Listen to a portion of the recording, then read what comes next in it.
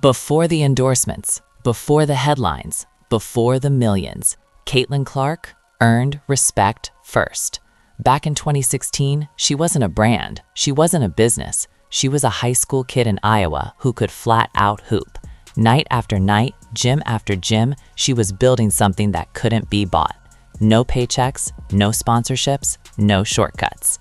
High school athletes couldn't earn money back then. Her net worth was basically zero, but what she was stacking was far more valuable: confidence, skill, and a reputation as a problem every defense feared. Those years weren't glamorous, but they were foundational, because without that grind, nothing that comes later happens. The moment Caitlin Clark stepped onto the college stage, everything accelerated. She joined the Iowa Hawkeyes in 2020, and almost immediately, the basketball world noticed. Deep threes, fearless confidence, big game moments. Her name started traveling far beyond Iowa. But the real turning point came in 2021. The NCAA changed the rules. For the first time, college athletes could earn money from their name, image, and likeness, and Caitlin Clark was perfectly positioned.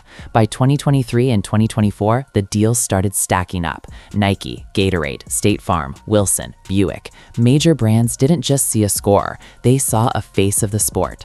As her records piled up, so did the earnings. By the time she left college, she had become the all-time leading scorer in NCAA Division I basketball, men or women. Her net worth by the end of her college career was already estimated around $4 million, and she still hadn't played a single WNBA game.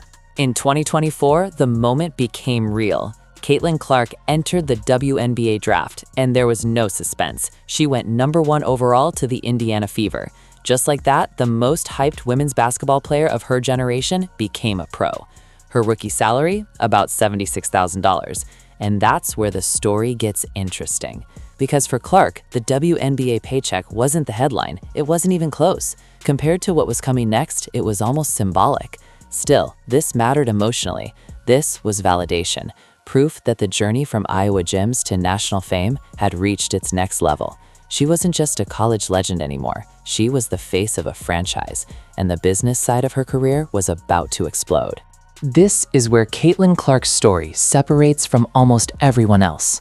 In 2024, Nike made a massive move, an 8-year endorsement deal, reported around $28 million. That single contract changed the financial conversation overnight. Suddenly, Caitlin Clark wasn't just a WNBA rookie, she was a global sports brand. Her on-court salary stayed modest, rising slightly each season, but it didn't matter. The real money was coming from endorsements, footwear, commercials, sponsorship campaigns, and long-term partnerships. By late 2025, it was clear. Basketball wasn't just her job anymore, it was her platform. She wasn't being paid for points and assists. She was being paid for influence, trust, and reach. And that's when her net worth started climbing fast. By 2026, the picture was clear. Caitlin Clark was no longer just one of the best players in the WNBA. She was one of its top earners, period. Reliable estimates by late 2025 and early 2026 place her net worth between $15 and $20 million. And the most important detail, the majority of that money did not come from her WNBA salary. It came from vision, from brands betting on her early, from fans following her journey, from years of trust built long before the checks arrived. What makes this story emotional isn't just the number, it's the timeline.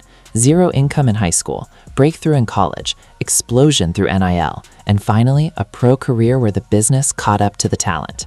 Caitlin Clark didn't skip steps, she earned every stage. And at just 23 years old, this timeline doesn't feel like a peak, it feels like a beginning.